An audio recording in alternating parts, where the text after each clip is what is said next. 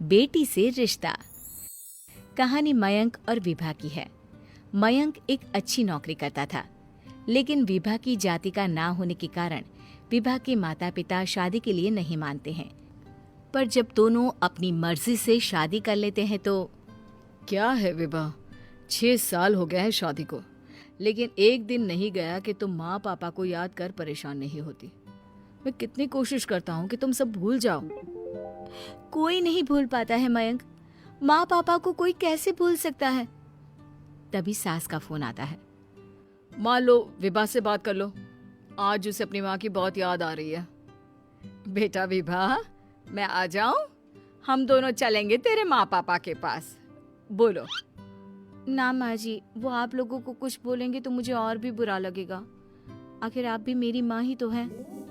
अरे सुन लेंगे ना यार, कोई बात नहीं, बोलेंगे ही ना। चलो माँ, मैं फोन रख रहा हूँ। वो क्या है ना, आज विभा को लेकर डॉक्टर के पास जाना है। बहुत दिनों से इसके सर पर लगातार दर्द हो रहा है। अरे हाँ हाँ, ले जा बेटा, सर दर्द को हल्के में नहीं लेना चाहिए। वैसे भी ना बहू सोचती बहुत है।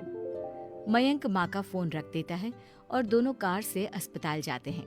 लेकिन जैसे ही वो लोग अस्पताल जाते हैं, विभा को स्ट्रेचर में नर्स उसकी माँ को लेकर जा रही दिखती है। मयंक, माँ, मयंक वो मेरी माँ है।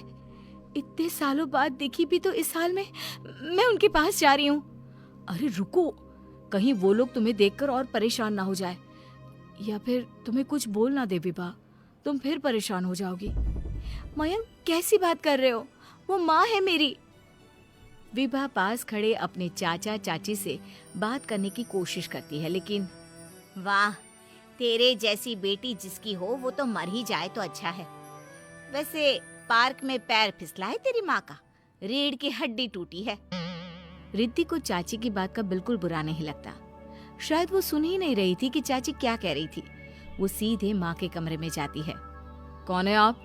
ये मेरी माँ है, मेरा नाम रिद्धि। रिद्धि नाम है ना आपका? दर्द में भी ये आपका ही नाम ले रही थी।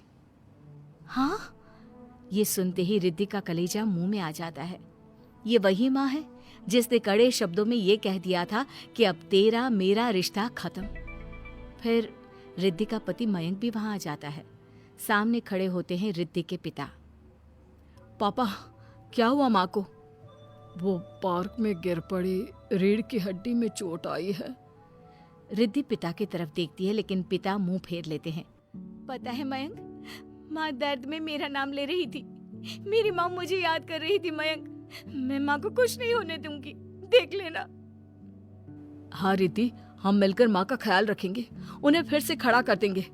लेकिन भैया कहाँ है? रिद्धि पिता के सामने जाकर खड़ी हो जाती है। पापा, भैया कहाँ है? वो अमेरिका में है, वो नहीं आ पाएगा। रिद्धि फिर माँ की ओर ध्यान कर लेती है। उस पूरी रात रिद्धि माँ को देखती खड़ी रहती है। पिता मन ही मन सोचते हैं, जब इतना ही प्यार था तो क्यों चली गई किसी एक अजनबी के लिए हम सभी को छोड़कर। तभी डॉक्टर बाहर आते हैं। आपकी वाइफ को होश आ गया है, क्या मैं उनसे मिल सकता हूँ? जी नहीं, वो बार बार अपनी बेटी का नाम ले रही है। रिद्धि बेटा, तुम अंदर चली जाओ। माँ रिद्धि को देखकर रोने लगती है। बेटा, माँ के गले लग जा। मैंने तो सोचा था तेरा चेहरा देखे बिना ही मर जाऊंगी। ऐसे कैसे? भला मैं अपनी माँ को कुछ कैसे होने दे सकती हूँ? माँ उठने की कोशिश करती है, लेकिन वो उठ नहीं पाती। देखिए, आपकी रीढ़ की हड्डी में फ्रैक्चर है। मुझे प्यास लगी है, पानी पीना है। रुको माँ, मैं हूँ ना, मैं पिलाती हूँ पानी अपनी माँ को। कोई और नहीं आया? तेरे चाची चाचा आए थे माँ, पर शायद मुझे देखकर चले गए। जाने दे, इस वक्त भी पुरानी रंजिश देख रहे हैं। और रंजिश भी कैसी? माँ अपनी बेटी से नाराज ही तो थी। रिद्धि अब पूरे समय माँ के साथ रहती है। उनके हर काम को करने में उनका सहारा बनती है। फिर एक रोज, आज आपको चलने की कोशिश करनी थी, लेकिन हमारे फिजियो के डॉक्टर नहीं आए जो आपको पकड़ कर चलाते, तो फिर आज। डॉक्टर साहब, मैं हूं ना, मैं माँ को चलने में मदद करूंगी।